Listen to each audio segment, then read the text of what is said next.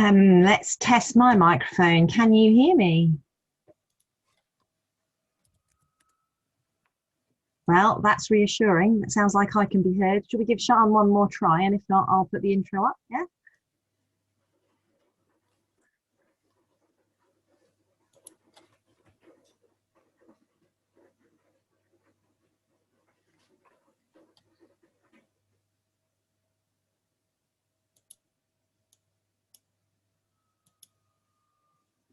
Looks like Sian's not winning on the sound front, so no. I think you just said, I'm practicing my lip reading. I think you just said, can we hear you now, Sian?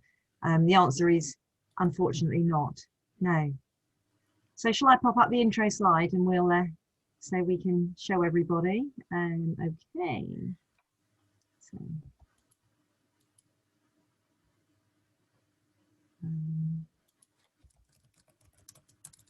I'll get there in a second. Okay. Let's put that on.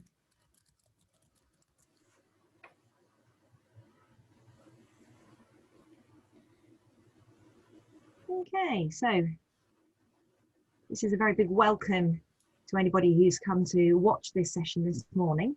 I'm trusting that you can hear me, although it looked like Charlotte got some sound problems. Hopefully we'll have those resolved by the end of our session, where we're going to do some question and answers together. I think that one of the most important things to say here is this is Spina Bifida Awareness Week, and what a fantastic opportunity for us all to think about the children we care for ourselves as adults, if that's the case, living with Spina Bifida, and for Shine as a whole. I think we need to express huge gratitude to Hollister, who's supported this campaign week and all the things which have been happening during this week and have been our sponsors. So thank you, Hollister, for enabling this to be happening.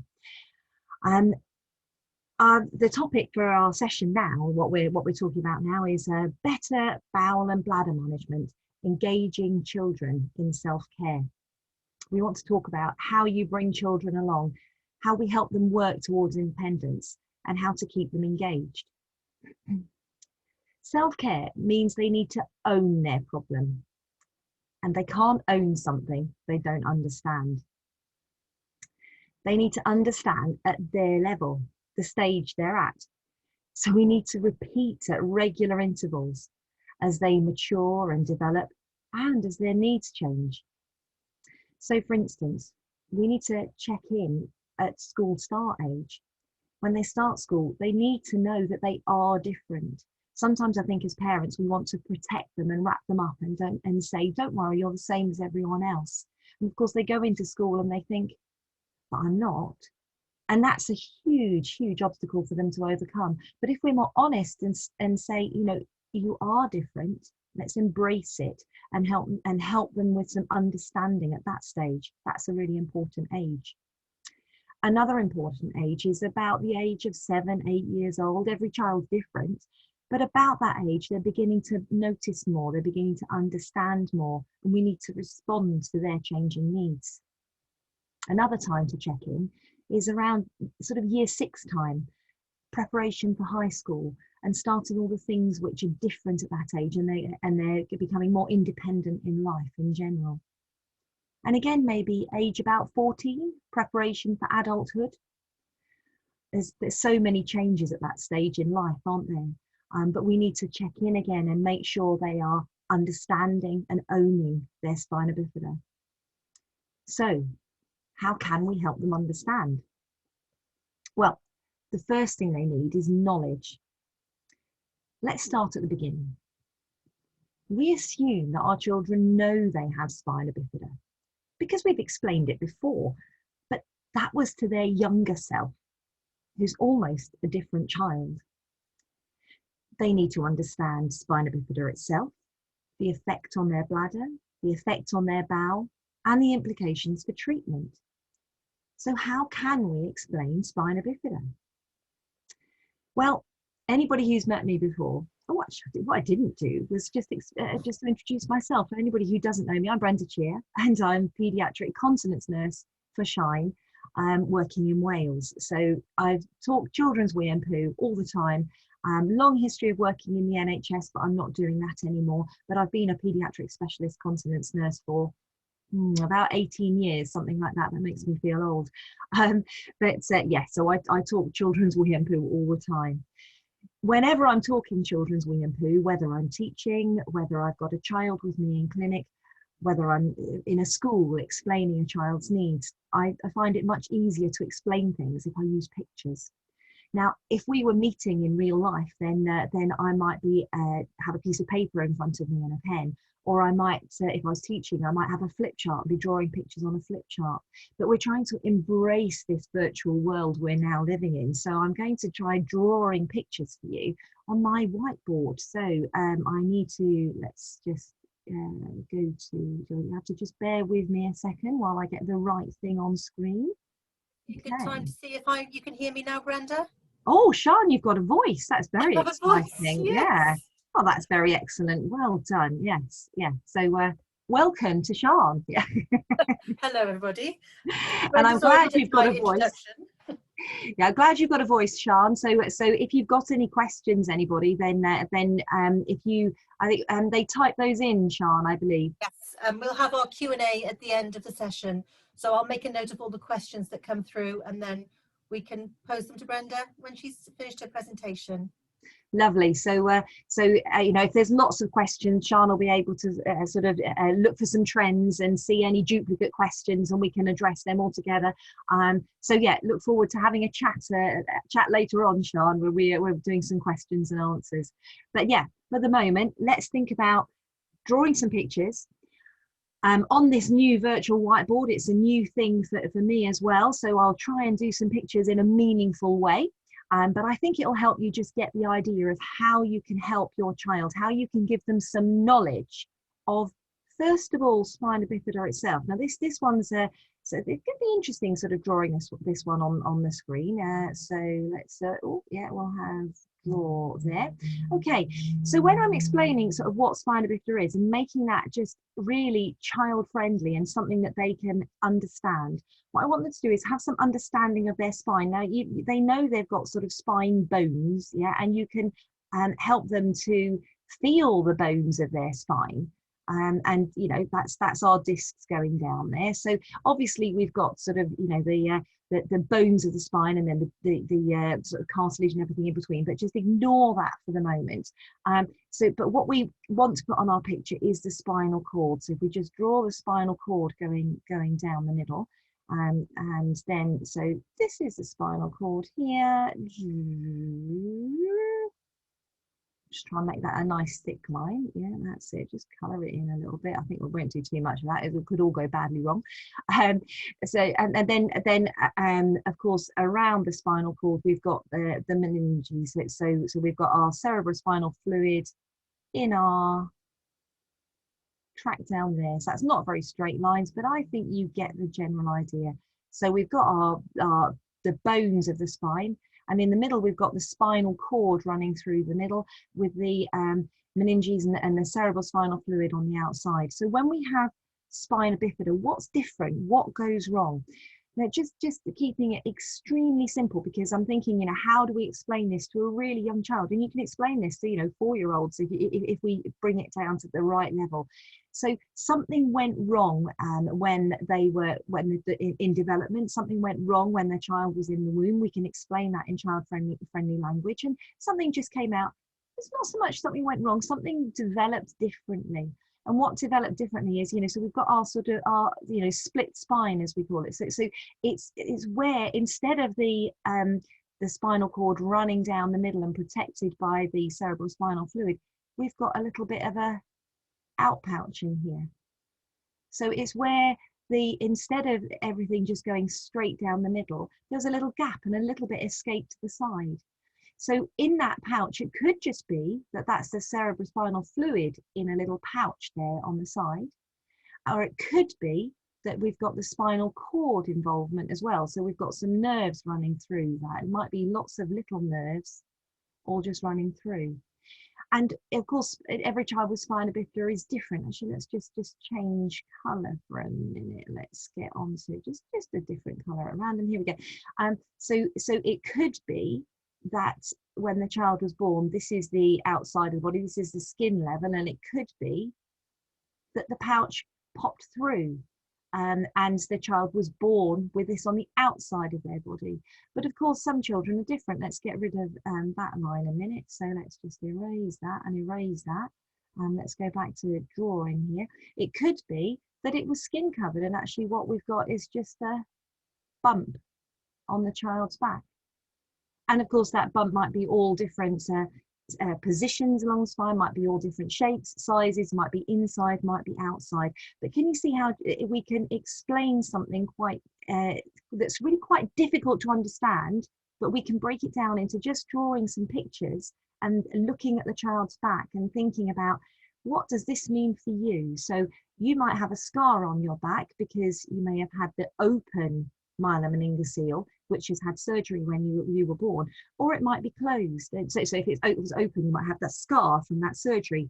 If it's closed, you might just have that lump on your back. But having some understanding of what's happening in the spine and how that relates to what's on your own back, on the child's back, is a really important thing. So they need to have some understanding of spina bifida itself. If we've got that understanding, then we can go on to think, okay, what's the effect on the bladder? What's the effect on the bowel? And then, so therefore, what's the effect, the implications for treatment? What's the implications for the things we need to do every day that perhaps we don't like doing? So we start off by explaining something about what spina bifida is. So before we move on to think about how the bladder works and what the implications of that are, we need to think, okay, so let's just draw attention to this bit here. Let's just go up to my spotlight thing here. Okay, if we've got nerves that are involved in this outpouch in here, whether it's inside or whether it's outside, but we've got nerves that are involved, that means we've got nerves that are damaged, either because of being stuck in this lump, or perhaps we've had surgery and that bit's all taken off, but there's all scar tissue. So we need children to understand that nerves are what carry the messages around their body. And if your messaging service has got a little bit of a interruption here, it's a bit like when Sian was not connecting to us properly at the beginning of this session. There was a bit of an interruption to her Wi-Fi, to her connection. to her internet. Yeah. And for children, it's different, that, you know, maybe you want to find an analogy like that, that means that there's an interruption to the message going up the spinal cord. So everything that's below this abnormality here is going to have a job getting the messages past here. How do we get the messages past this obstruction along the line to get up to the brain? So that might be messages about how our legs want to work. It might be messages about how our bladder should work, or how our bowel should work. So I'm hoping that that all makes sense so far. Let's go back to draw here.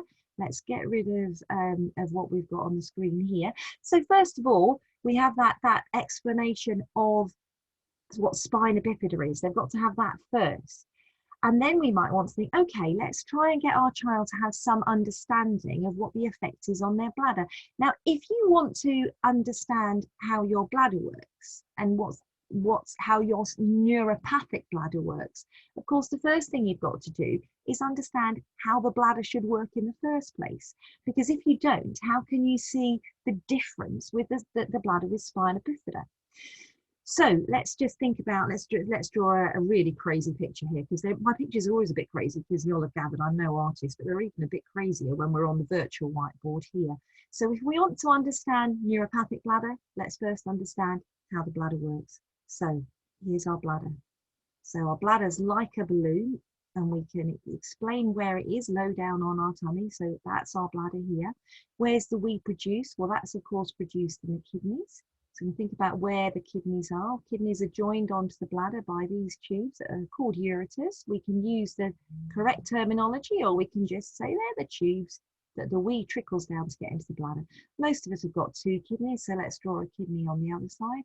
You know, you'd like to think that these are symmetrical, but I'm not going to aim for symmetry with my virtual drawings here. I think that's a step too far. So let's understand how bladders work. So the wee is produced, just go back up and have my spotlight for a minute. The wee is produced here in the kidneys, and then we can of course explain to children that you know where the kidneys are located in their back. The wee trickles down the ureters into the bladder, and that happens pretty continuously. So wee's being made in our wee factories all the time, and it's trickling down there into our bladder, and it's going to be stored in our balloon bladder until it's time to do a wee. What else do we need to know about bladders? We need to know about the muscles of the bladder. So here's your holding on muscle. That's like an elastic band at the bottom of the bladder, and that stops the wee falling out. We can explain this in pretty, you know, straightforward terms. Use terminology that your child understands, or your young person understands. Yeah, if it's a older young person, these are sphincters, the holding on muscles. If it's a younger child, it's just like an elastic band stopping the wee fall out of the bottom of the bladder, or maybe like a hair bobble tied around it. Think what works for your child. That's one set of muscles. They're the holding on muscles. And then we've got the squeezy muscles. So I draw the squeezy muscles as arrows because I'm sort of drawing them in squeeze phase. But of course, these muscles have got to do 2 things. When it's time to do a wee, these squeezy muscles have got to squeeze. You can see my hands on my the video of me at this moment. So that the bladder's got to squeeze and maintain a sustained contraction until the wee's all gone. But in between those squeezy muscles are your stretchy muscles. They've got to relax and allow the bladder to fill. So you've got 2 sets of muscles. They've got to work in coordination while we're sitting watching this. Then what we hope is our holding on muscle. Let's get our spotlight back again. Let's do spotlight here. What we hope as we're sitting here is that our holding on muscle is holding on jolly tight, so we're not going to have any accidents during this session. And we hope that our stretchy squeezy muscles are on relaxed mode. Okay, so we're allowing the bladder to stretch. When the session finishes, you might run to the loo, and what you want to happen then is for this set of muscles, the holding on muscles, to relax and open and stay open, while simultaneously the squeezy muscles squeeze and empty all the way out of the bladder. The bladder is quite a clever thing. We have to think that how does all that happen? Well, of course, what we need in this picture in order to think how all that happens is we need to have a brain in this picture, because all the messages come from the brain. So what we need here is that what you have to understand is I can't possibly draw the whole of the body, and also I can't possibly draw this head in the right place because it will be right off the top of the screen, and it would be in fact on the wall above my laptop, which wouldn't really be helping anybody. But hopefully you'll go with me. You can see what stage of artistry we're at here. So there's our brain in the picture. So what happens when the bladder's full? A message is going to go up to the brain, telling us that we need a wee. And then it's a message that is going to come down from the brain, telling the two sets of muscles what to do. Now, here's where we need to explain the difference to our child with spina bifida. Does the message go round the outside of the body, as I sort of have indicated here? You know, the way my message goes, it goes along here, and you can imagine this is a text message leaving the body and going in again at the brain or something like that. But that's not how it is. Of course, what really happens is that when the bladder's full, a message has got to go along the little nerves from the bladder to join into the one big nerve that is the spinal cord, which is going to take that information up to the brain. Okay, how is it going to take that information up to the brain? It's got to travel along that spinal cord. Well, as we learned in our previous picture, there might be an interruption to that spinal cord. Maybe that scar is around this level. Maybe that instead of the spinal cord being intact, we've got something which is actually a bit of scar tissue around. Oh, that's not quite what I wanted. Let's go back to draw. And I was going to just have a different colour to draw with. Let's see if this works. Oh, that's better. So that scar might be around this level here. At the level of the scar, that might be a bit of an obstruction to a message going through, to the message going up to the brain. So instead of the message being able to go from the bladder up to the brain saying, I need a wee, and of course the message coming back down again saying, okay, this is what you need to do, you muscles, the message might just not get through. So it might get a little bit stuck at that obstruction level. Or a bit of message might get through. It might get through to the brain saying you need a wee, and you find, oh, I need to go pretty quickly here. But then does the message come back down properly, telling the two sets of muscles what to do? Now, I'm not going to continue this story because, of course, this is only part of what we're talking about today. But I'm sure that hopefully this has given you some insight into the kind of things, that the kind of knowledge your child needs. Because, of course, if I were to continue, I'd be explaining to say, if the muscles don't get the message correctly, then they won't know what to do. So this holding on muscle might not know that it's supposed to empty, it's supposed to relax to allow the bladder to empty. So the wee might get stuck inside in the bladder. Let's just go back up to here. We'll have some blue colour here. And let's just go back up to drawing here. So if this muscle doesn't know it's supposed to relax and empty, we might get some wee left behind in the bladder. Okay. If these squeezy muscles don't know they're supposed to do a great big squeeze, again, you might get some wee left behind in the bladder. And if we've got wee left behind in the bladder, what do we need to do? We need to get rid of it. If not, we'll be wet. If not, we'll have a risk of urinary tract infections. What do we need now? A catheter. You can see the journey. But for the moment, let's move on. So because, as I say, I don't want to linger on the detail of this, but to just point out that that's what we need is some knowledge about how our systems work. You get the idea. We could do the same with the bowel. We could draw some pictures about the bowel. Everything about our learning needs to be age appropriate, and everything about our learning needs to be fun. Now, I'm sure you can have lots of fun looking at my pictures and laughing at them. It also needs to be matter of fact. We want to really avoid pitying the child or feeling sorry for the child, and that's something where we often get stuck, because we do feel sorry for our children and the fact that they were born with this disability, and the fact that means that they've got to do things now and they'll have to do things for the rest of their lives. But actually that's not helping the child at all. This is life. Let's just be matter of fact and let's get on with it. When we're talking to children and explaining things and helping enhance their knowledge, we need to make sure that we're honest in our explanations and that we make things real. Sometimes we want to wrap things up in sort of fairy tale land, but actually that's not helping the child. It's certainly not helping the child as they grow and they develop. So we need to make sure that our learning is age appropriate, that it's fun, that it's matter of fact, it's honest, and it's real. Drawing pictures together is great, but we can use different media as well.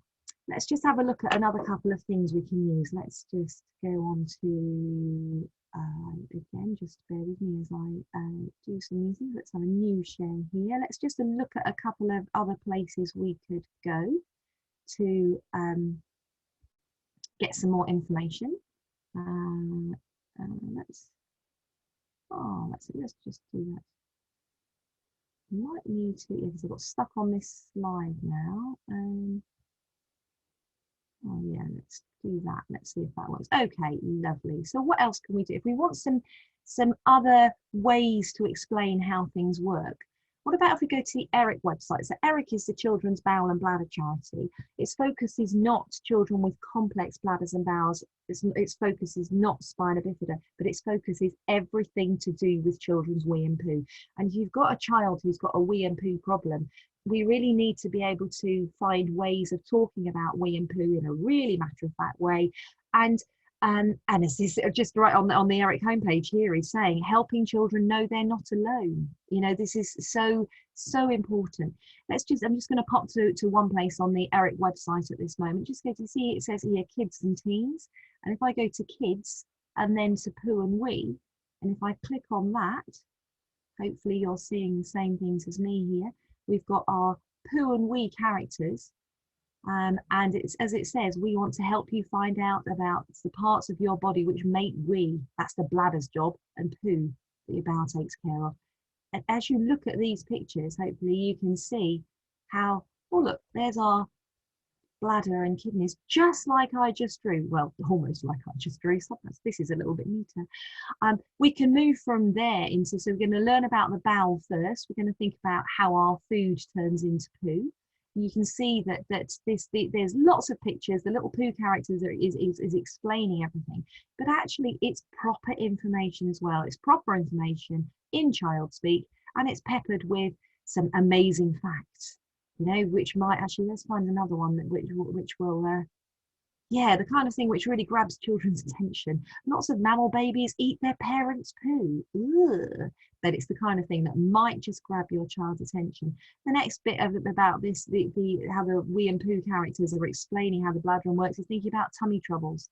And sometimes the poo hangs around in the bowel for too long and gets stuck and gets constipated. Now, of course, one of the reasons that happens, one of the reasons why poo might hang around too long, is because that message not going up to the brain properly to say that you need a poo, and that message not going up to the brain properly because it can't travel along that spinal cord up to the brain because we've got spina bifida.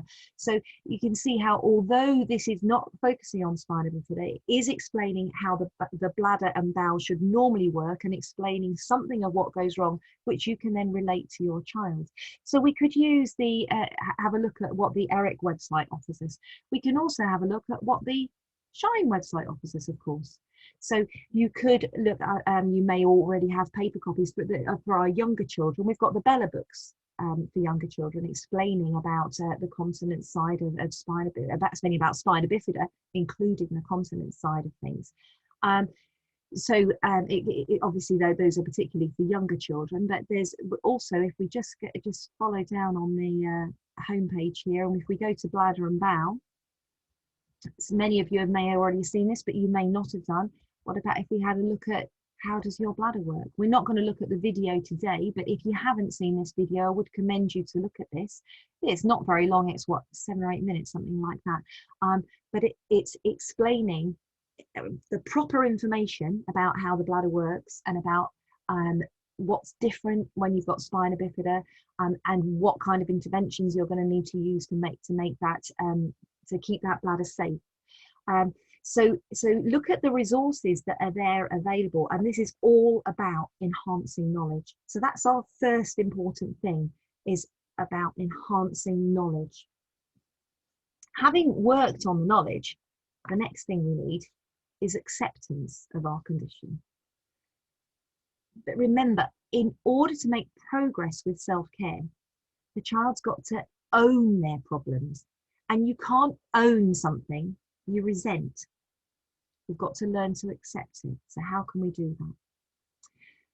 One thing we need to do is to let our children be cross that they've got spina bifida.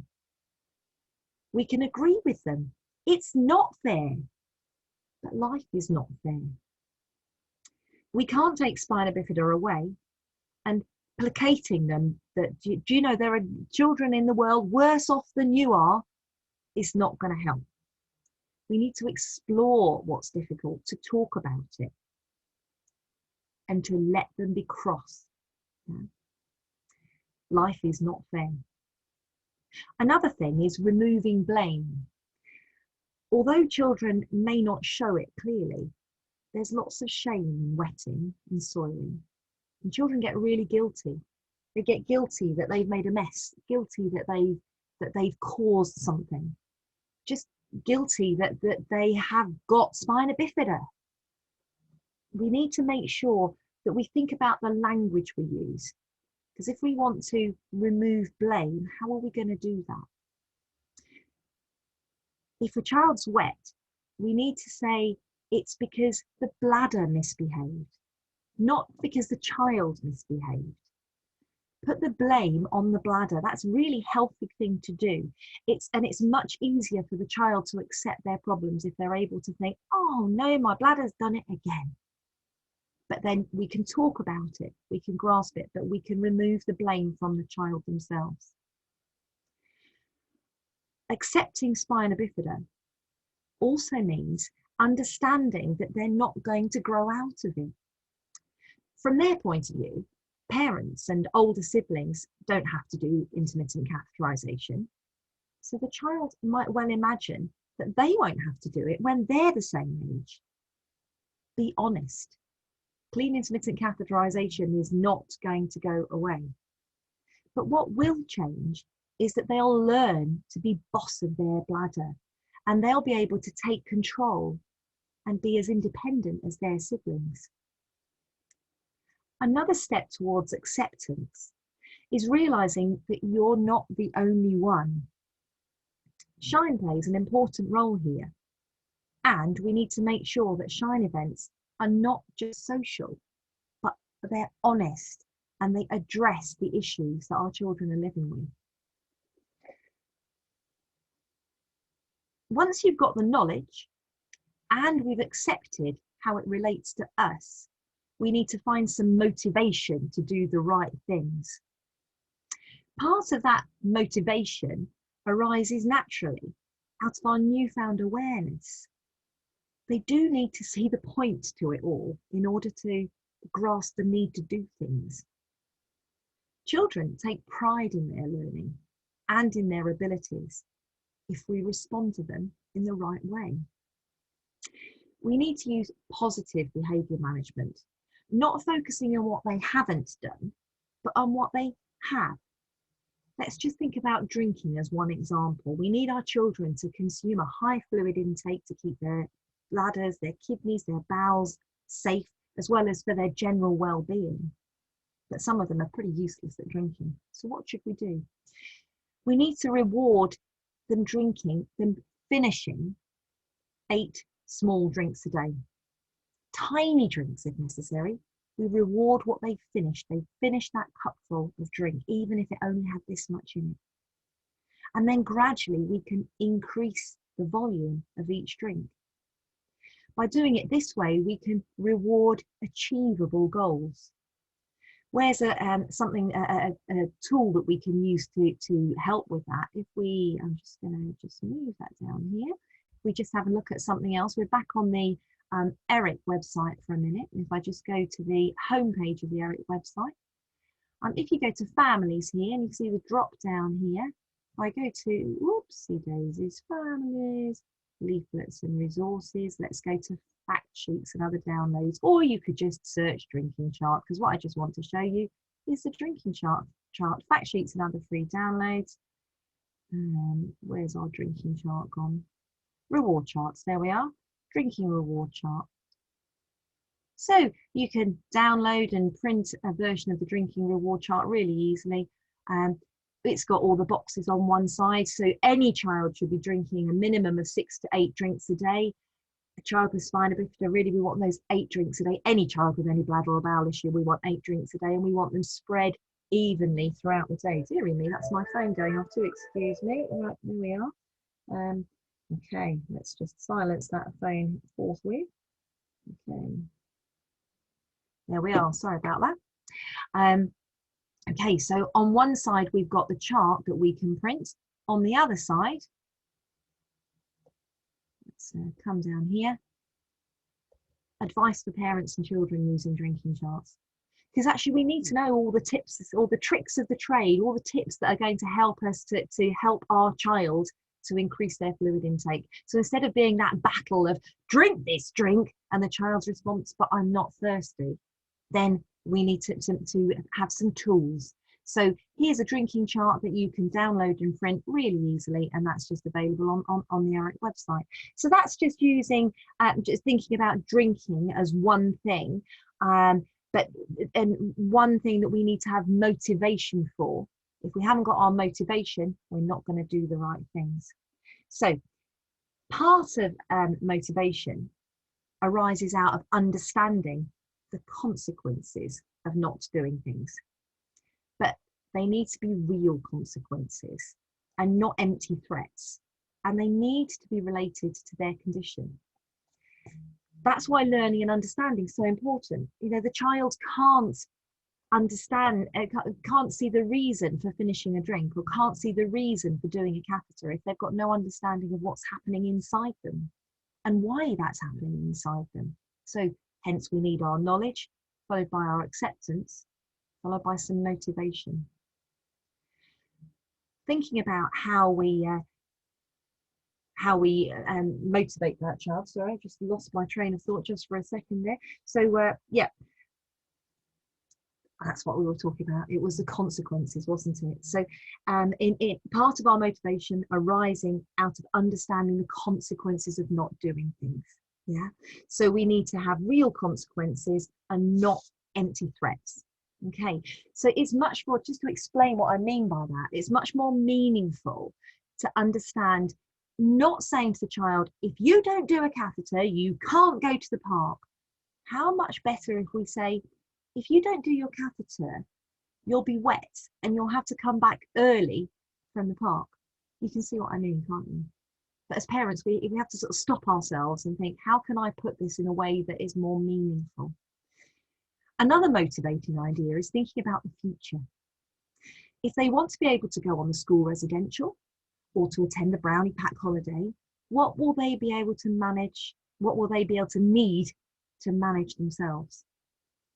And longer term, when they grow up, will they really want mum and dad in the bathroom with them? So, having gained the knowledge, accepted how it relates to us, and found some motivation, how do we get our children to take over? Learning how to do your own bowel washout is daunting. So we need to break the process down into tiny steps and let the child decide what to learn first.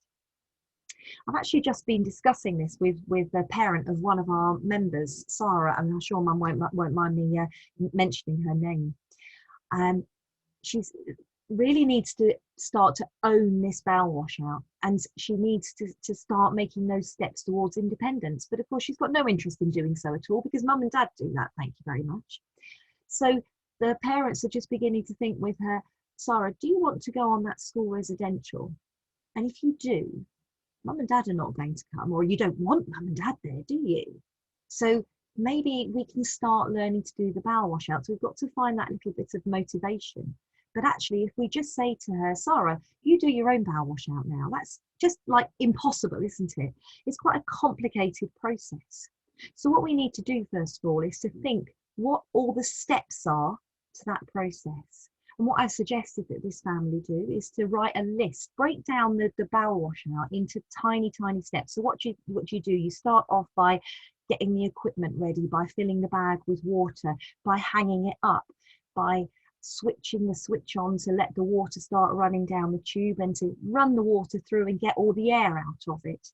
And then we switch on, switch off.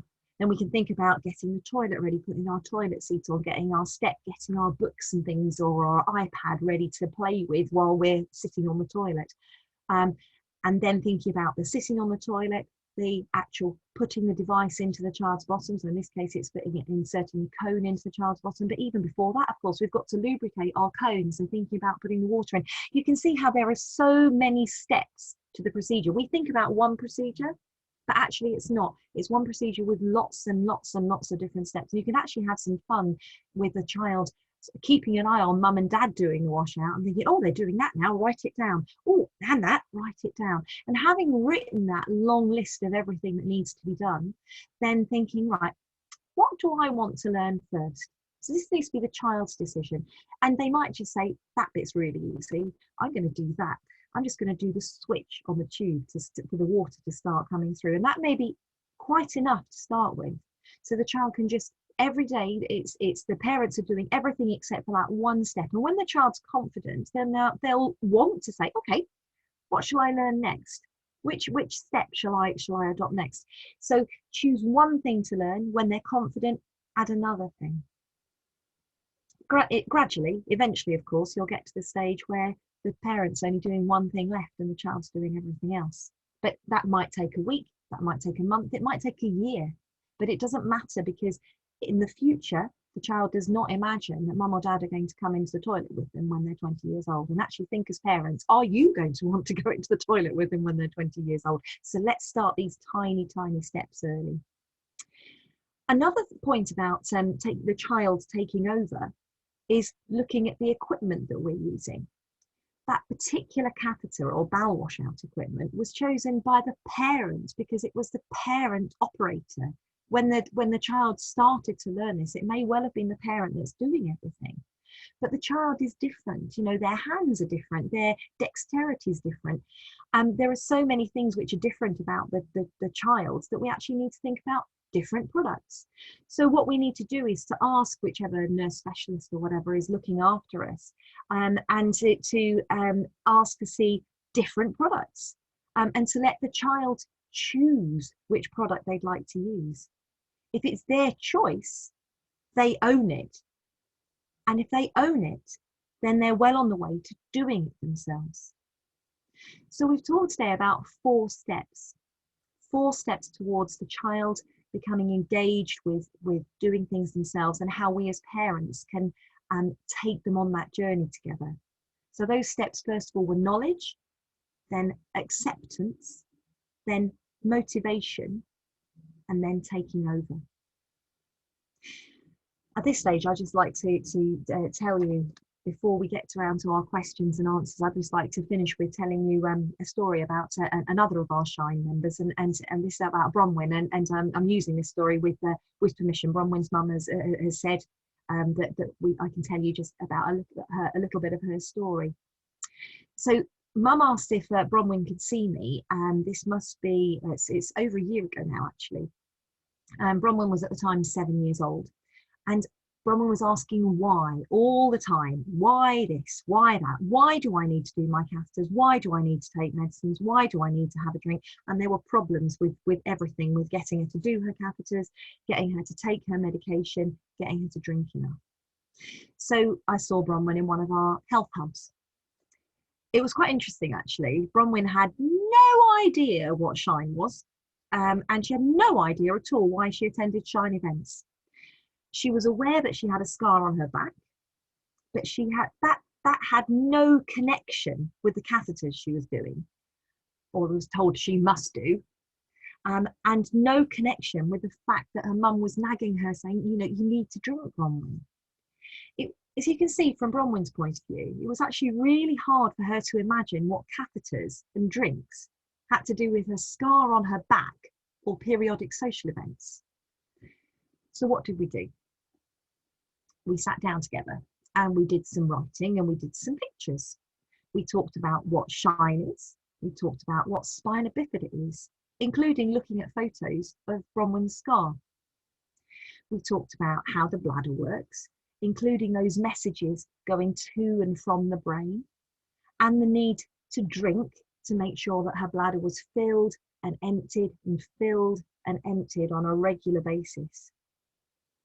We had just, in that first session, we just got to the role of catheters, but then that was enough for one session. We've been talking for a long time, but Bronwyn had taken a really active part. We did the writing and the pictures together. She helped me fill in some of the words.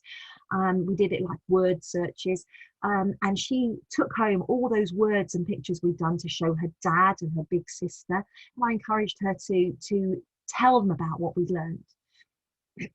I saw her again in our health hub a couple of months later, And Mum reported that there'd been significant progress, and at that stage there was no problem then getting her to do her catheters or take her medicines, because she just switched. She'd got some understanding.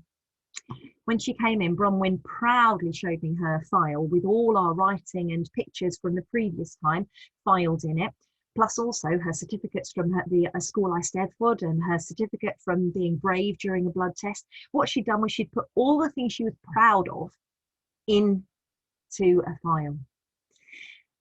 She'd also put in her drinking charts, the drinking chart that's still on screen here. Bronwyn had filled in some drinking charts and had some lovely stickers to put in the boxes when she'd finished that drink, albeit a small drink to start with, growing bigger. But she'd started with those and she'd done really well, but actually she'd quite quickly stopped using the drinking charts because there was no need. She just didn't need an incentive. We'd got into a good habit of drinking. We continued our work with words and pictures. I explained the role of catheters. So she brought her catheters with her, so we could actually put the catheter into a drawing of the bladder, so she could see what happened when the catheter went inside. It went into the bladder. And we talked about what her medicine, her oxybutynin medicine, did and why it was so important to take it. We talked about why sometimes she needed to measure all her wee and fill in some charts and measure all her drinks, fill in some charts to take to her hospital appointments, and why that was so important. So Bronwyn was great in these sessions. She was really, really engaged, and she was, she really did begin to own her problem. But this is a story that's only the beginning of the story. We're probably in the middle of the story now, but I don't know what stage we're at, because what happened next was COVID. So COVID happened next. I've been furloughed for some time. So the only conversation I've had with Mum is just getting permission to speak to you. But I'm really looking forward to catching up with the family and finding out how things are getting along now. I'm not under any delusions. Those couple of sessions is not enough to keep Bronwyn on track for the rest of her life. But it got her onto track at that stage. As we said at the beginning, we might need to revisit this at intervals. So that was age 7. We're going to need to revisit this when she's, year 6 sort of age, and again as a teenager. But each stage, thinking about how it's age appropriate and meaningful for her.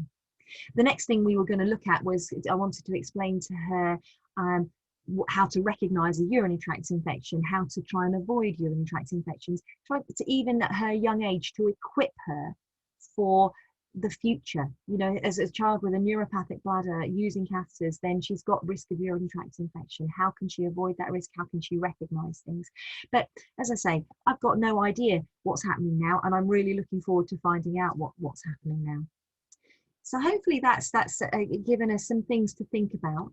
So our 4 steps that we were thinking about is, how do we move children through this journey towards independence? It's got to involve knowledge. It's got to involve acceptance of the condition. It's got to involve motivation to do the things they need to do, and then those steps towards taking over. So, Sian, I wonder if there's some questions that have arisen during this time. I might just pop to something else on the ERIC website. Actually, there's one other thing I just meant to show people, so I might just do that as you, and then I'll just hand over to you. We just go back to families, back to leaflets and resources and guides to children's bowel and bladder problems. This is one of those at times that I think we just touched on briefly as we were talking about. Children need to realise that they're not the only one. I'm not sure if I actually mentioned that bit in passing. Oh, I did, because I said they need to realise they're not the only one, and the role of shine in that, because we're all in this together. But I'll just show you another resource that you might find as parents useful: a guide for children living with complex bladder and bowel problems. So just briefly to show you this one, as it says here, you might think you're the only one, but loads of kids have special ways to manage their wee and poo. Look inside to meet some of them. You can get a paper copy of this as well. But if you look down, all these different children have got complex bladders and bowels, and you can see that actually that some of them, this child has got spina bifida, this child has got spina bifida, this child's got sacral agenesis. All these children have got different bladder and bowel conditions. And as the leaflet progresses, you'll see on the inside fold, as it is when it's a paper copy, all these children in this sort of yellow area, we all use bowel washouts to clear out our poo. there's other children on this leaflet that all these children, we all use catheters.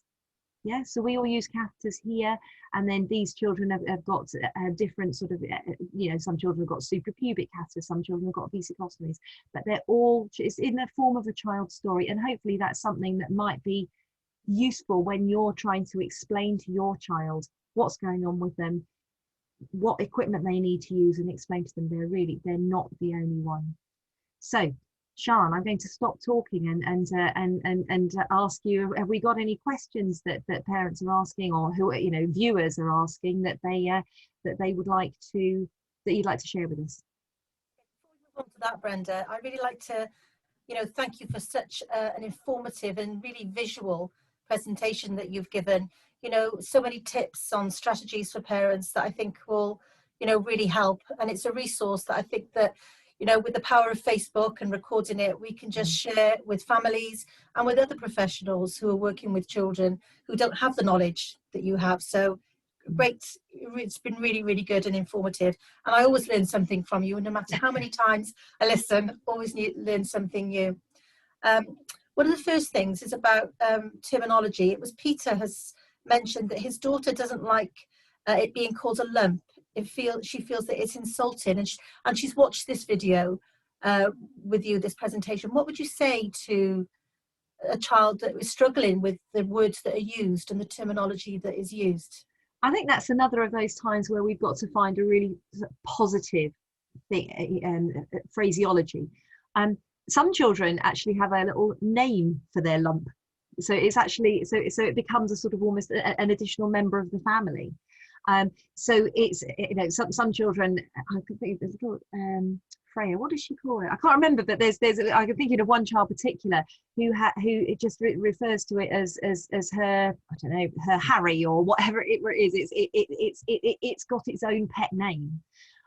That might not work for your daughter, Peter. It might be that that she doesn't want it to be a sort of named part of it. But I think that there's, we use the word lump as a sort of handy description, don't we? That it's just that thing that sticks out. But it's the special, unique bit of your daughter. It's what makes your daughter who she is.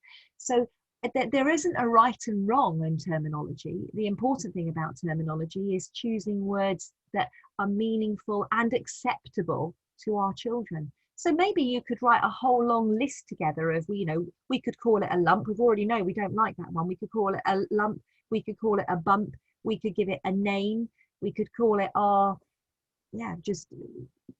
it's my special back, the special bit of me, the uniqueness of me.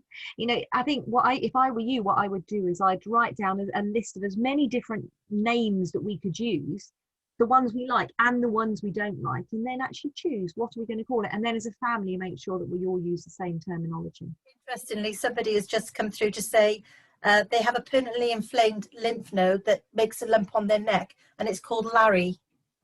That's interesting, isn't it? Yeah. And I think it's another of those things about how we accept things, and how we were talking about removing blame by talking about our bladder as what it's doing. But sometimes we need a name for our lump, because then we can talk about it in different ways, and actually it's a good sort of psychological strategy to be able to talk about it as not being talking about us. That's right. And that's the other thing that I picked up on about your advice about removing the blame from the child and putting it on the bladder. I think that was really very, very good, and something that I'm sure people will use that when take that blame away. We have had another question from Angela Williams, who has said, "Hello Brenda, do you remember Ria? She's 23 now, still has major problems with bladder and bowel management. There has been more information like this available when she was growing up." That's what she wishes. So I'm glad that we're able to do that now. But what also thing she has said is she hasn't been seen as an adult and not sure who she should see at University Hospital of Wales. That's interesting. I do definitely remember Ria. Yeah, we had lots of good times together explaining things and trying to find that motivation to do the right things, which is all quite difficult. And I think especially, I remember my involvement with Ria was actually a bit too late, wasn't it? You know, I think that's one of the problems. If we don't start the interventions that we need to use at a young age, it's quite hard to adopt them as an older young person. Anybody, any child, any young person, any adult living with spina bifida or any spinal any other neural tube defect, living with a neuropathic bladder and living with a neuropathic bowel needs to be under regular review. Now, as children, we tend to have sort of neuropathic bladder clinics, the sort of clinics where we gather together the various consultants, various specialities, maybe all in the same room or maybe just in different rooms on the same day. But we tend to be very proactive in looking after children's neuropathic bladders. I mean, rightly so, because as at the younger age, when they're developing and so much is changing, we want to keep a really close eye on their kidney growth, for instance, and things like that. And as adults, things are different because you don't tend to have neuropathic bladder clinics for adults. It's wrong, but that's how it is. The start point has got to be the GP. You need to make a GP appointment and actually discuss with the GP in your area what are the services available. And also to look at what are the particular problems that we've got at the moment. So if we, most people with a neuropathic bladder should be under a urologist. Now, as paediatric urologists, then if we're thinking about where I've worked in Wales, then all the children in Wales are going to be referred to the tertiary centre. So every child in the bottom half of the Wales is going to be referred into the University Hospital of Wales as their tertiary centre. All the children in the north of Wales are going to be referred into usually into Manchester or into Liverpool, into the specialist children's centres. Maybe in the middle, some children are going to be referred over to Birmingham. As adults, actually, you don't need to travel so far for your services because there'll be adult urologists in more hospitals. So the adult urologists in Swansea, in Llanelli, in Haverfordwest, other places in the region. So start point is the GP. Work out, should we be seeing somebody about our bladder? That would be a urologist. So we need to ask for a referral, and the referral can just come from the GP to the urologist. From a nursing perspective, then there are adult continence advisors across the country. So we need to ask the GP, how do we get a referral to the continence advisor in this area? And they shouldn't just be looking at pad provision, they should be looking at continence management. So we want to find out from the GP, how do we get a referral to the continence advisor? But then we need to think about other things. Instead of putting it all in one clinic, as we do in children and young people, then things do get split up. So bladder, urologist. If we want to talk about bowel, then we may go and see a colorectal nurse specialist. Our continence nurse may provide that assistance, but we may need to see a colorectal nurse specialist, a colorectal doctor as well, and we need to think about the orthopedic work separately, the neurologist separately. Everything gets divided up as adults, but the start point is the GP looking at what are the current problems and looking at asking for referrals to the relevant professionals. Thank you for that, Brenda. Good advice. We've had a question from Liz to say that Sarah has got Botox operation tomorrow, and where do they put the Botox in the bladder? Okay, so I might just go back to my pictures if that's okay. Let me just think just for a second. I want a new share. Here we go, new share.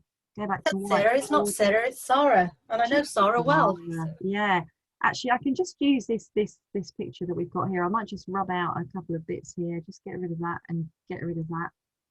Demon on the technology here, aren't you, Brenda? Oh, I know. It's yeah. Oh, there we are. We managed to get rid of our obstruction there. So let's go back to drawing here. Okay, so the question was, in fact, I might just erase just a little bit more. Sorry, I'm going to erase this we from inside the bladder. So we that's better. Get rid of it all. Jolly good. Okay, so the question was, when you have Botox injections into the bladder, where are the injections put? So if I just choose a different color for a minute, let's have some. That's it. So it's more obvious. Okay. So, oops, there we are. Okay. So the answer is this is the bladder here. So obviously it's two-dimensional into the picture here, but of course it is a three-dimensional. And where the injections go is into the bladder. So what happens is it's done via a cystourethroskop. So the child has a cystourethropy. So in other words, a catheter-like device is passed into the bladder. That catheter-like device has got a camera on the end. It's got a light on it, so they can see inside the bladder. So there's no scars when you have this done. It's all done via the cystourethroskop. So it's like a catheter, light on the end of it so we can see. What they do is they fill the bladder just with some saline. So the bladder is filled up through this device. So it's nice and big and it's nice and light because they've got the light on the end here. And of course, they've got the camera on it as well. So the operator can just have a good look around the inside of the bladder. And what they aim to do then is to do about 30 little injections all around the bladder. So every bit of the bladder they want to inject with about, as I say, usually about 30 tiny injections. You can't feel those injections. They're so tiny that there's no sort of subsequent pain or anything. And there's very rarely, we can never say never, of course, but very rarely any bleeding from those. Sometimes you get a little bit of blood through the catheters or into the nappy or onto pad, and being passed out with the wee for the next day, but not usually very much. That what all those tiny injections do is just put a little bit of the Botox throughout the lining of the bladder. And you know how Botox sort of paralyzes our faces so that so you don't see the wrinkles, it just sort of spreads it out and keeps it there. That's what the Botox does to the bladder. So it sort of semi-paralyzes the bladder. By doing so, what it's going to stop is the overactivity, when the squeezy muscles squeeze when they shouldn't. And if your squeezy muscles are squeezing when they shouldn't, that's when, of course, when you have leakage, when you have wetting, and also potential for damage to the kidneys. So the Botox is going to stop the bladder doing its overactivity, doing its over squeeziness, help it to store wee properly and help reduce the leakage. Of course, if it's paralyzing it, if it's stopping it doing that squeeziness, you're risking the fact that it won't do a spontaneous wee as well. So if you're having Botox, the role of catheters is really important. So sometimes people are not using catheters but have got overactivity and got leakage and need to have some Botox. They would need to learn to do catheterization before the Botox so they can safely empty their bladder. Because if you've paralyzed the bladder enough to stop the overactivity, you're also inhibiting the activity, the bladder being able to squeeze to empty. Thank you. We have the questions are coming in thick and fast here now, Brenda. We've got one from Katie. She says, my little girl is in nappies, still in nappies. She's incontinent, but her urethra is still too small for catheters. Can you point me in the right direction on tips on managing her nappy rash? Okay, so I just want to pick up on something. I think you said the urethra is still too small for catheterization. How old did you say this little girl is? Don't have an age. Maybe Katie, Don't have an age. What's the age? Yeah, that would help, and we can answer that question, I suppose. Yeah, I mean, the answer is we do catheters in tiny babies. We do catheters in premature babies. So a child is never too small for catheterization. So I'm not sure who's advising you there and say that the urethra is still too small for catheters, because that wouldn't be a thing, you know. So you know, you get catheters in really very small sizes. So the sort of standard sizes of catheters, they're always measured in something called French gauge. We might call it Charrier size. So you tend to see number 6 CH, number 8 CH. But you can get catheters. So a couple of the companies make catheters that are in size 5 CH. You don't really want to go much smaller than that, because these catheters are tiny, tiny, tiny, and they're so tiny to put in. That means that the wee coming down the tube is coming out tiny drip by tiny drip at a time. But if you know, some children, you know, everything is quite small depending on the age of the child, and obviously their growth and their development. But if you can start off with that size 5 catheter, you can get a size 4 tube. But I mean, the wee comes out so slowly, they're not really worth thinking about. The size 5 is tiny enough. So you can use that size 5 catheter and then build up to the size 6, size 8. Sorry, Sian. Katie has come and said that she's 18 months old, but it has formed incorrectly and the bladder neck is the issue.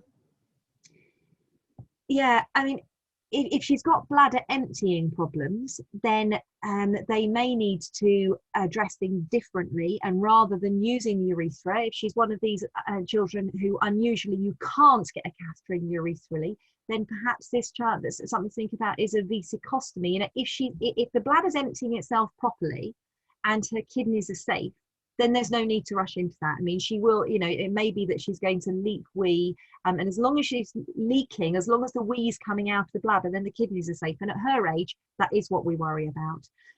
But if catheterization, so you have to think, you know, who would need catheters? If she's got a very leaky bladder, even if you could get a catheter in, is it going to help?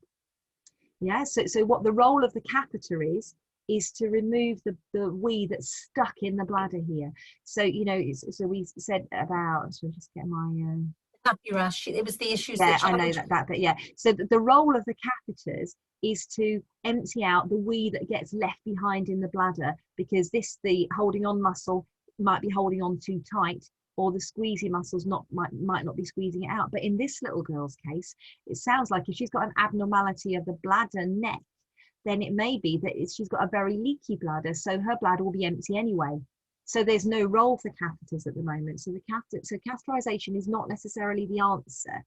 And if she's got wee that's stuck in the bladder and she's getting urinary tract infections, then she can think about that they should be thinking about a vesicostomy, where they make an artificial opening into the bladder here. It's an operation that's done, and the wee leaks out through the tummy. Now, that you can't stop the wee leaking out; it will just come out, but it might enable you to the surgeons to decide what to do about this bladder neck, or what to do for the future. But what we need to think about now is the question about, she's got nappy rash, what should we do about it? So there's nothing special about spina bifida nappy rash is one important thing to say, because I think sometimes we tend to think about our children are special. Our children are special, but some of the things, you know, some of the problems they have are the same problem that any other child would have. There's nothing special about spina bifida nappy rash. I think the only thing that you would say is that if she's leaking wee fairly continuously, you know, if she has got this abnormality in the bladder neck area, if the wee's trickling out continuously, then there's a higher risk of nappy rash because of that more continuous wetting. If the bladder was storing wee and then the child was voiding and emptying, then there is less risk of nappy rash. So what should we do about it? Well, one of the most important things is just changing on a regular basis, allowing the air to get to the child's bottom, you know, keeping the nappy off for short intervals during the day so we can get the air to the child's bottom, and then looking at what creams are available. Now, some of the best things that we can use on bottoms are things like Cavilon. So these things are available on prescription. Cavilon comes in 3 different formats. One is a cream, and it provides a barrier and allows the skin to heal underneath. So you get it in cream format, you get it in like little lollipops that you can paint onto the skin, and you get it in a spray format as well. So the spray is like sort of liquid cling film, if you like. So you spray and allow it to dry on the skin, and then the skin can heal underneath, but it's got that barrier and it's going to stop the wee having contact with it. Just one word of warning, because it's like liquid cling film, it's like liquid glue. So when you spray it on, you do need to keep the skin folds apart while it dries, because if not, it like sort of glues them together, you know. So you go to change your nappy and you find everything stuck together. But you can talk to the GP about prescribing some Cavilon cream or spray, or the lollipop sticks. Probably the easiest here is cream. You don't need to put it on every nappy change, because it's going to provide that barrier.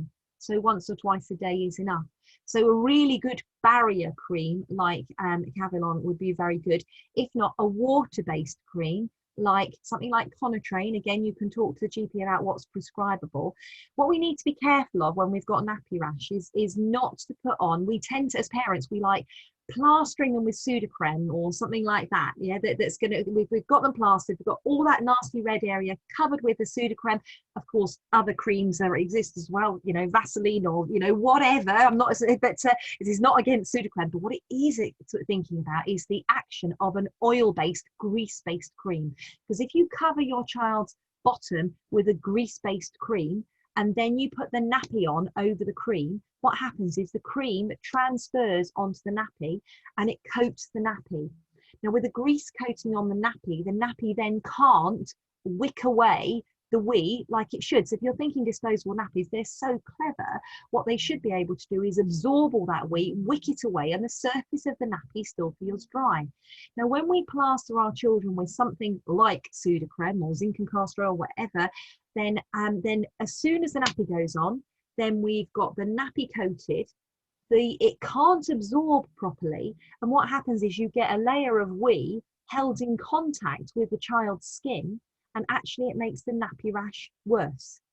Yeah, so that about 27 years ago, Brenda. Exactly. I know we've all done it. And I think it makes us feel better as parents if we've nicely creamed everything. And it's not that the cream doesn't work. The creams do have a very therapeutic effect. But if it's a child that's wearing a nappy, as soon as the nappy's on, then we've got a grease nappy. And then what happens is, wetness or, wee or poo is held in contact with the skin, making the nappy rash worse. But also it can't absorb properly. So that means the wee and the poo leaks out the sides of the nappy. And then we've just got everything in a mess. So there is on the ERIC website there's a document you could just search. I think it's got quite a long name actually. It's guidance for parents using containment products or something like that, but it's got all the tips about how to make sure that any of our children wearing nappies are getting the best effects out of the nappies, and the things to watch out for, what not to do, like not putting talcum powder on. Sometimes some people still like to put talc on under nappies because it helps you get nice and dry after the bath and it smells nice and everything, but the talc also blocks the pores, stops the surface of the nappy working properly and stops it being able to absorb and wick away the wee. So you could look on the ERIC website for if you start off guidance for parents using, and then I think you probably get to the rest. If it's on that list of things we looked at, we went on the tabs on the ERIC website, we went families, and then the drop down list included guides and fact sheets, something like that, and then we looked at some guides, like we looked at the guide for children with complex bladder and bowel problems, but further down on that same list, instead, as well as the guides, it's got fact sheets and other free downloads, and it's one of those free to download fact sheets. You get to a list and it's there. Have a look at that. Hopefully you'll find that useful. Rebecca has asked, she said, thank you for a very informative presentation. Her daughter is 22 months of age and is getting ready for potty training. She's been doing some research on the ERIC website, but do you have any extra tips for starting potty training with an intermittently catheterized child? I know we have a fact sheet in Shine about potty training, which may be worth Rebecca having a look at. But definitely. So when we're thinking about sort of, what do we look on the ERIC website for, what do we look at the Shine website for? So the ERIC website is just about children's wee and poo. So if you're thinking your start point as a parent with potty training, then look on the ERIC website, see what it's got to offer. But then you need to think about, what have I got on the Shine website? Well, the Shine website is about the specifics of potty training, etc., with a child with spina bifida. So a Shine set, not Shine says, you're called Shan, aren't you? Shan from Shine. And as Shan says, do have a look at the resources that are available on the Shine website, because there's more specific things there.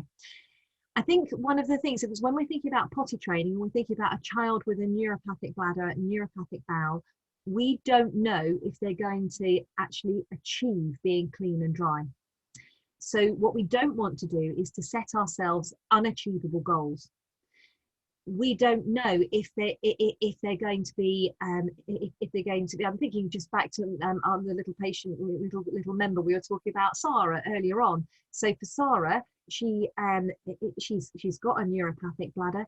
She, at the potty training stage, they did all the right things towards potty training, but she didn't get dry. And therefore, hence, that's her mum was saying about the Botox injections that she's about to have. So she uses her catheters. She needs to wear a pull-up because she leaks a lot of wee. She's going to have Botox to help the bladder to store wee. Now, what we don't know with your little 22-month-old is whether she's going to be a Sarah or whether she's going to be, I also mentioned Bronwyn. Now, Bronwyn is dry between her catheters. We're all different, we're all unique, but we've all got something wrong with that message which is going up to the brain, and we don't know exactly what the situation is with a 22-month-old, and we can't necessarily predict. So what we can say is that we should start sitting on the potty as you would with any other child. So do the regular sitting on the potty. think about it from a poo point of view, first of all, because some children, despite spina bifida, despite a neuropathic bowel, do get clean from the poo point of view just with regular sitting on the toilet, or to start with regular sitting on the potty, coupled with avoidance of constipation. So if we're thinking about how do we introduce the potty to this 22-month-old, we want to have her sitting very happily on the potty, but it's sit on the potty and then it's put the nappy back on. So we're not actually saying you sit on the potty in order to do a wee, in order to be dry. You're sitting on the potty in order to be able to learn to use the potty, to be able to learn to see if the wee can come out that way, see if the poo can come out that way. So regular potty sits, making them very happy. So the emphasis is not on doing the wee or doing the poo in the potty, because she may not be able to do that. We don't know yet. But it is the first step towards achieving continence, whatever. So happy potty sitting. Best times to sit on the potty from the point of view of catching the poo, if we try and look at, put our emphasis on that first of all, is 20 to 30 minutes after every meal, when the bowel is doing its extra squeezing to shift things along, to make room for what you've just eaten. So 20 to 30 minutes after eating, making sure that we do a potty sit then. Not saying we're going to do a poo, not go and sit on the potty to try and do a poo, just it's potty time. Make it very sort of happy, it's potty time. So the child goes to sit on the potty. Make sure that it's a time that you sit down with the child and you read some storybooks, you play with the Duplo, you have washable toys that don't mind falling in the potty just in case, and you make it a really happy time. And then you put the nappy back on again, and we finish with that for the moment, and then observe, see what happens. Now, if your child is achieving a good couple of hours of dryness between nappy changes, then that means that they might be able to get that wee into the potty. So there's another resource you could use on the ERIC website, which is called the Bladder Bowel Assessment Chart, which just helps you to guide. What it actually does every couple of days is to say, check the child's nappy literally every half an hour to work out what the interval is between their wees. Now, if she's got an overactive bladder like Sarah, a bladder that's doing this all the time, then she's not going to be able to achieve dryness, because if your bladder's doing this, there's nothing you can do to stop that wee coming out, and it may come out every 5 minutes. There's no good thinking that we're going to catch all that on the potty. It's not going to happen. But she might not be. She might be a child who's actually able to store wee quite well. And if you can see that there is a couple of hours, at least an hour and a half between when the bladder wants to empty itself into the nappy, then you know that the interval between wees into the nappy is an hour and a half, or put her on the potty every hour and a half, and you might just catch that wee. So the way to do the assessment of that, because it shouldn't, we want to use the tools to make proper assessments, not just do hit or miss, try it and then get disillusioned when it doesn't work. That's really demoralizing for all of us. Do that. If you search Bladder Bowel Assessment Chart, anybody can do that. So that's the chart to fill in while we've still got nappies on. So because what it's helping us to do is to chart what's happening into the nappy, so that you can see when the child normally wees, when the child normally poos, and then you can think, right, that's when we're going to put her on the potty, that's when we're going to put her on the potty from the poo point of view. Yeah, so first of all, just happy potty sitting, get used to the potty, make it a happy time, and then actually do a proper analysis and work out what the interval is. If you can see that the interval between wees into the nappy is every 10 minutes, it's going to be into a wee every 10 minutes into knickers. So, I would say it's not appropriate to be challenging that child with trying to be dry at this stage. It's about reality. Yeah, we said be honest, be real. Yeah. Hopefully that's useful. So yeah, Sean. We've got 2 more questions for you because you've been talking, you probably need a drink or something now, a cup of tea. Oh, do you know what? I'm looking at a picture of a bladder on the screen, Sean. I think I probably need a wee soon. But anyway, carry on. Yeah. Just 2 more. From Sharon. Her daughter is 7 months old, catheterized every 3 hours. Where can she find out tips, especially regarding nighttime catheterizing? Okay, so we don't normally advocate catheters at night. There are some children that do need to do catheters at night. So when would that be? So if it partly depends on at 7 months old whether she's having a huge bottle at 7 o'clock in the evening and then staying asleep all night until 8 o'clock in the morning. Apparently there are these dream children, although mine are never like that. Yeah, apparently so. Yes. So if she's having a lot to drink before bed, or she's waking for a drink during the night, but and so basically is filling her bladder a lot at night. What it may be is that she ought to have a catheter, because what sometimes we find is that children's bladders are quite nice and safe as long as we're emptying them before they get over full. And if your child's having a big drink and then staying asleep for hours and hours and hours, it may be that the bladder's getting really full during the night. Sometimes we only get overactivity, this bladder squeezing when it shouldn't, when the bladder's really, really full. So what do? We avoid it getting really, really full. So for that child, maybe it's wake up once during the night to do a catheter. And at a 7-month-old, you may well find that if you did need to do a catheter during the night, you may well find that you can get that catheter in and drain her bladder without her even waking up. You know, that's because catheterization is so normal to children that are being catheterized during the day that you won't even need to disturb her. So sometimes we need to do a catheter during the night, especially if we have a long period of sleepiness following a big drink. Some children, of course, are awake several times during the night, more like mine. They're grown up now, but and you might be feeding them during the night. So if you need to think to yourself, if they're doing a lot of feeding during the night, if you're doing a lot of bladder filling, then it may be pertinent to do some bladder emptying. So it may be that you're changing their nappy at 4 o'clock in the morning anyway. And I would say if you're changing their nappy at 4 o'clock in the morning and you're doing catheters 3 hours during the day, just do a catheter then. But most children, we don't require a catheter during the night. It's only if there's something about the bladder behaviour that's going to cause a risk during the night of maybe some back pressure on the kidneys, or, you know, overactivity squeezing when it shouldn't. But most children, you don't need to do catheters at night at all. The normal arrangement of catheters is we say do a catheter first thing in the morning, you know, when you're actually sort of calling it morning, not, you know, so it could be with an early feed and then the child sleeps again for another 3 hours. But, you know, when we're calling it morning, do a catheter then. That's your first catheter is first thing in the morning. Do the last catheter as close to bedtime as you can.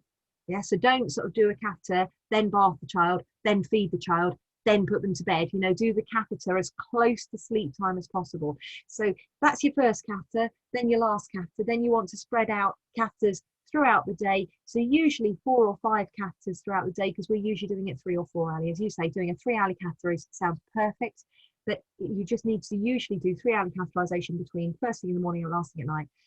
Another indication, so one indication for needing to do a nighttime catheter would be if when their bladder gets full, they've got some overactivity. You have to think, how would I know that? Well, when you do urodynamic investigations, which your child may already have had, when they have a catheter put into the bladder, catheter put into the bowel, in the X-ray department, those catheters are connected up to a special computer that tells us what the pressure is inside the bladder and the pressure is inside the bowel. Takes one away from the other, and it tells us what the squeezy bladder muscles are doing. And what it does is it sees what the squeezy bladder muscles are doing as the bladder fills. So as the bladder fills, what are those squeezy muscles doing? So it may be that as a result of urodynamics, you can see that your child her bladder's safe until it's got 200 mils in it. Once it's got 200 mils, we get overactivity, risk of back pressure to the kidneys, etc. So the doctors may say to you, make sure she never gets her bladder over full, which may translate into doing a catheter at night. The only other sort of indication for doing catheters at night would be if your child's getting recurrent urinary tract infections and you don't want the stasis of urine, you don't want the wee to just be sitting there in the bladder all night. So for that child, you want to do a catheter last thing at night and then put the alarm clock on to do one at 2 o'clock in the morning. You know, it's because, you know, if you've got lots of urinary tract infections, that means the bugs are multiplying inside the wee, inside the bladder. And bugs really like just sitting there for the night. They have a bit of a bug party and they multiply. So drain that bladder and then we'll be draining out the bugs with it. So that's the only other indication really for doing nighttime catheters. Final question from Kier, who says, what age do you recommend starting getting children involved in their CIC and bowel management? My son is 2 and hates having it done, but without them, he has almost continuous UTIs and constipation. It's very stressful, especially as a single parent. Yeah. And I think two-year-old boy, wasn't it, Shania? Yeah. So 2-year-old boy, yeah, you deserve a medal, because 2-year-old boys are not the easiest to catheterize, are they?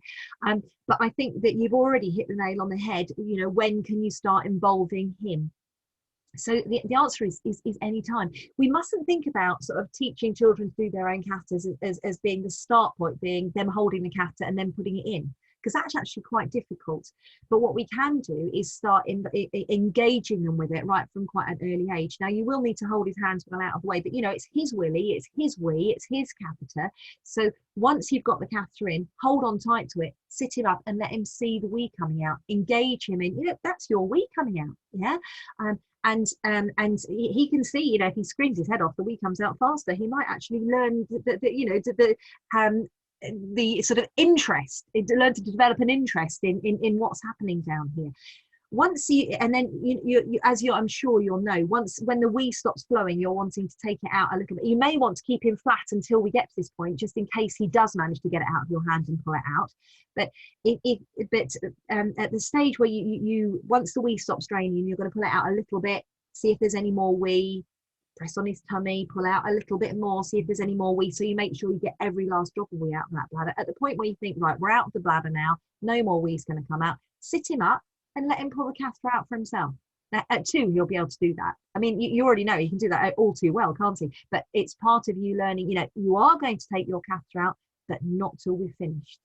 So see if we can involve him in that sort of thing right from the beginning. Another thing that you can think about is, you know, when you're catheterizing his willy, then give him a catheter to play with. And if you can find a doll that's got lots of just ordinary dolls that have got proper anatomy, have got a little hole, it's just part of their sort of design in the molding of the plastic. They've got a little hole in the end of the willy anyway.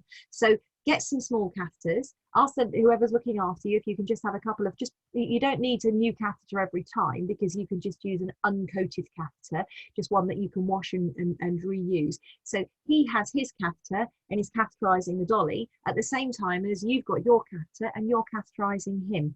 And see if you can, and really that sort of distracts him a little bit away from what you're doing, but he's looking after his child at the same time as you're looking after him. So try techniques like that. If you're doing a bowel washout, I think as well. Was that right, Sean, doing bowel washouts as well? I don't know if bowel washout, but UTIs and constipation. So I don't know. Constipation. So they're not doing it. I was thinking they were quite early to do bowel washouts, because he's probably not sitting on the potty yet. I mean, another thing I'd say is just get him. We were talking previously about potty training, and just, I mean, we have to be careful with the word potty training, because I think in some people's minds that implies that we're going to train them to be clean and dry and put knickers on and not need nappies. And of course, for our lovely children, that's not necessarily possible, as we were describing. But it's never too soon to start sitting on the potty. So, you know, if you're struggling with constipation, let gravity help and get the child sitting on the potty. Remember, I was saying when we was answering the previous question, best times to do a poo, 20 to 30 minutes after eating, when the guts are giving their big squeeze. So sitting him on the potty at those times and making it, this is now potty time. You know, to start with, you may only sit for 3 seconds. That doesn't matter, because 3 seconds today is 4 seconds tomorrow and 5 seconds the next day. And you're starting that journey, even if it seems pretty futile at the moment. Sitting on the potty for 3 seconds, what's the point in that? The point in that is that over the next few days and weeks, that'll build up to 30 seconds, to a minute, to 5 minutes. And then you might think, oh, we've actually got some poo in the potty. Yeah. And that's going to really help with the management of the constipation. And it's going to really help with the journey into the future, where he's going to potentially need a suppository, a little enema, a small bowel washout, a bigger bowel washout, just like the other children we were talking about earlier. So give him things to do while you're doing things for his continence.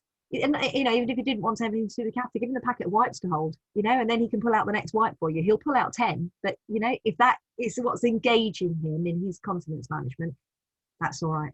We'll do it. Yeah. Thank you so much. You are a fountain of knowledge, Brenda.